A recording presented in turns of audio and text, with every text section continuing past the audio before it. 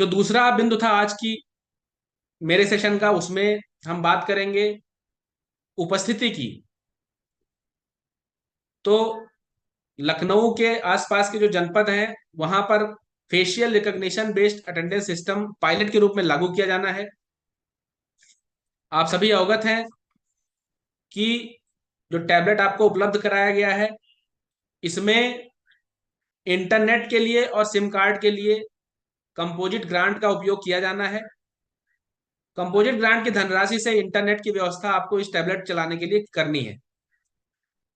एक और तरीका है, अगर आप इसमें सिम कार्ड नहीं डालना चाहते हैं तो आप अपने एग्जिस्टिंग मोबाइल के हॉटस्पॉट से भी इसको इंटरनेट से कनेक्ट कर सकते हैं। और इंटरनेट को रिचार्ज कराने के लिए आपको डेटा प्लान के लिए राज्य स्तर से आपको पत्र प्रेषित किया गया है कि आप कंपोजिट ग्रांट से वो धनराशि ले सकते हैं। तो बिना सिम कार्ड के भी आप मोबाइल हॉटस्पॉट से भी इंटरनेट का कनेक्शन इस टैबलेट में कर सकते हैं। जैसा मैंने स्मार्ट क्लास के लिए बताया था, वैसे ही टैबलेट भी राज्य स्तर से मॉनिटर किया जा सकेगा। प्रत्येक टैबलेट की पूरी रिपोर्ट राज्य स्तर से उपलब्ध हो सकेगी कि कौन सा टैबलेट किस IEMI का टैबलेट किस विद्यालय में है। टैबलेट की लोकेशन आप कहीं भी रख सकते हैं, वो आपके ऊपर है। टैबलेट को सुरक्षित रखना है, चाहे आप विद्यालय में रखें, लेकिन सुझाव रहेगा कि आप उसको अपने साथ रखें ताकि उसकी सुरक्षा आप सुनिश्चित कर सकें, जिससे टैबलेट क्षतिग्रस्त और चोरी की समस्या से बचा जा सके। तो जो लखनऊ के आसपास के हमारे 6 जनपद हैं, यहाँ पर ऑनलाइन ऐप के मदद से हम लोग facial recognition based attendance system लागू करने जा रहे हैं, पायलट करने जा रहे हैं। उसका छोटा सा एक आपको हेड्सअप हम देंगे। उसके बाद डिटेल सत्र इस पे हम लोग आने वाले कई दिनों में करेंगे। इसका यूजर मैनुअल आपके साथ डिटेल में चर्चा की जाएगी। आपके जनपद के अधिकारी, ब्लॉक के अधिकारी आपसे करते रहेंगे। मैं इसकी कुछ विशेषताएं आपको बताऊंगा। तो जो हमारे परिषदीय विद्यालय हैं, वहां पर छात्र छात्राओं तथा अध्यापकों की उपस्थिति फेशियल रिकॉग्निशन माध्यम से होनी है। चूंकि छात्र छात्राओं की उपस्थिति और अध्यापकों की उपस्थिति एक बहुत महत्वपूर्ण मुद्दा रहा है, माननीय मुख्यमंत्री कार्यालय से भी इसकी मॉनिटरिंग की जा रही है, तथा राष्ट्रीय स्तर पर भी समस्त राज्यों से अपेक्षा है कि वो ऑनलाइन उपस्थिति की पद्धति शुरू करें। इसमें आप सभी का जो प्रेरणा टेक्निकल फ्रेमवर्क है, उसके तहत एक ऐप बनाया गया है और आपका जो टैबलेट है उसमें यह ऐप राज्य स्तर से ही पुश कर दिया जाएगा। अगर आप अपनी डिवाइस में, अपने मोबाइल फोन में यूज करना चाहते हैं तो भी आप प्ले स्टोर से ये ऐप डाउनलोड करके यूज कर पाएंगे। आपका जो मोबाइल नंबर है, रजिस्टर्ड मोबाइल नंबर है जिसमें आपकी MDM कॉल आती है, या DBT का ऐप यूज करते हैं आप जिस मोबाइल नंबर से, उसकी एंट्री करते हुए शुरू करना है। प्रधानाध्यापक अथवा इंचार्ज प्रधानाध्यापक के द्वारा शुरुआत की जाएगी। उसके बाद एक OTP 4 अंकों का पिन, उसको दर्ज करते हुए आप आगे बढ़ेंगे। इसके बाद आपके विद्यालय के समस्त शिक्षकों और बच्चों का डेटा वो अपलोड हो जाएगा। इसमें थोड़ा समय लग सकता है। इसके बाद आप आगे बढ़ेंगे। इसमें फिर 2 सेगमेंट रहेंगे, शिक्षकों की उपस्थिति और बच्चों की उपस्थिति।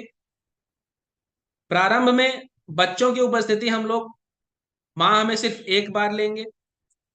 शिक्षकों की उपस्थिति प्रतिदिन सुबह आने के समय और जाने के समय। उसी अनुसार ऐप पे आपको दिख सकता है आने के समय की उपस्थिति और जाने के समय की उपस्थिति, डैशबोर्ड और डेटा सिंक। डेटा सिंक इसलिए रखा गया है कि अगर आप उपस्थिति जब ले रहे हो वहां पे इंटरनेट की उपलब्धता उतनी अच्छी ना हो तो आप डेटा सिंक भी कर सकते हैं। हालांकि डेटा सिंक अपने आप भी हर 5 मिनट में होता रहेगा। शिक्षक उपस्थिति के लिए सबसे पहले आपको प्रोफाइल बनाना होगा। दाहिनी तरफ की स्क्रीन में आप देख सकते हैं। जब आप प्रोफाइल बनाने पे क्लिक करेंगे तो आपकी 3 फोटो क्लिक की जाएगी और उसको वेरिफिकेशन के लिए आपके खंड शिक्षा अधिकारी को उपलब्ध कराया जाएगा। जब आपके खंड शिक्षा अधिकारी आपके फोटो, आपका नाम, आपके विद्यालय को वेरीफाई कर देंगे। उसके बाद आप अपनी उपस्थिति, अपने सभी स्टाफ की उपस्थिति दर्ज कर सकते हैं। इसकी सूचना आपको एसएमएस से प्राप्त होगी। आने के समय की उपस्थिति के लिए क्लिक करना है, जाने के समय के लिए। डैशबोर्ड के लिए, डैशबोर्ड पे आप देख सकेंगे कौन शिक्षक या कौन सा छात्र उपस्थित है, कौन अनुपस्थित है। इसमें कई विकल्प होंगे। आप स्वयं की उपस्थिति सिर्फ ले सकते हैं, आप सिर्फ अन्य लोगों की उपस्थिति ले सकते हैं, आप सभी, आप अपनी और शिक्षकों की एक साथ भी कर सकते हैं। लेकिन सभी शिक्षकों की प्रोफाइल बनना आवश्यक होगा। सभी शिक्षकों का 3 फोटोग्राफ क्लिक करते हुए खंड शिक्षा अधिकारी को वेरिफिकेशन के लिए जाएगा। उस वेरिफिकेशन के बाद ही उपस्थिति दर्ज होगी।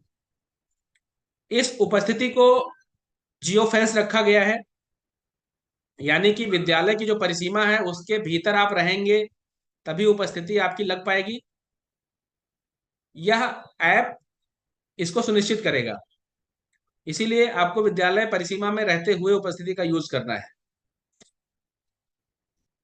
जब आप आने के समय की उपस्थिति लगाएंगे तो ऐप द्वारा रैंडम कुछ चीजें आपको कही जाएंगी। कई बार आपको कहा जाएगा कि आप अपनी आंखें झपकाइए, पलकें झपकाइए। कई बार आपको मुंह खोलने के लिए कहा जाएगा। कई बार आपको रेटिना मूवमेंट के लिए कहा जाएगा, या कई बार आपको हाथ उठाने के लिए। कई सारे रैंडम मूवमेंट्स होंगे सुनिश्चित करने के लिए कि कोई स्पूफिंग नहीं की जा रही है। तो इस तरह से आपकी उपस्थिति दर्ज कर दी जाएगी। सिमिलर तरीके से छात्र छात्राओं की उपस्थिति, तो छात्र छात्राओं की उपस्थिति अभी माह में एक बार है। उसके लिए डिटेल अभी निर्देश भेजे जाएंगे आप सभी को। चाहे वो छात्र उपस्थिति हो या शिक्षक उपस्थिति हो, उसका एक विधिवत आपको निर्देश प्रत्येक जनपद को राज्य स्तर से प्रेषित किए जा रहे हैं। साथ ही साथ यूजर मैनुअल भी प्रेषित कर दिया जाएगा। छात्र छात्राओं की रजिस्ट्रेशन में आपको ज्यादा कुछ नहीं करना है। जिन छात्र छात्राओं का डीबीटी आप दे रहे हैं उनका बस एक फोटो कैप्चर करना है और वेरीफाई करना है। आपको ऐसी लिस्ट उपलब्ध रहेगी सभी छात्र छात्राओं की, जिसके आगे बस इनका आप फोटो या फेस कैप्चर करते हुए इनकी प्रोफाइल रजिस्टर की जा सकेगी। सिमिलर तरीके से 3 फोटोज। ये छात्र छात्राओं के लिए भी जियो फेंस्ड होगा, यानी जियो बाउंड्री जो विद्यालय की है उसके बाहर ये ऐप नहीं कार्य करेगा। ये आप नंबर नोट कर सकते हैं सभी शिक्षक, ये बहुत ही आवश्यक है आप सभी के लिए।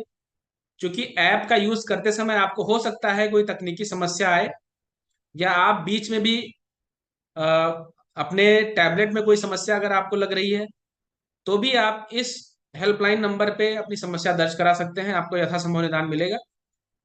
विद्या समीक्षा केंद्र की ये हेल्पलाइन है। मेरा आग्रह है कि सभी शिक्षक इस नंबर को अनिवार्य रूप से सेव कर लें।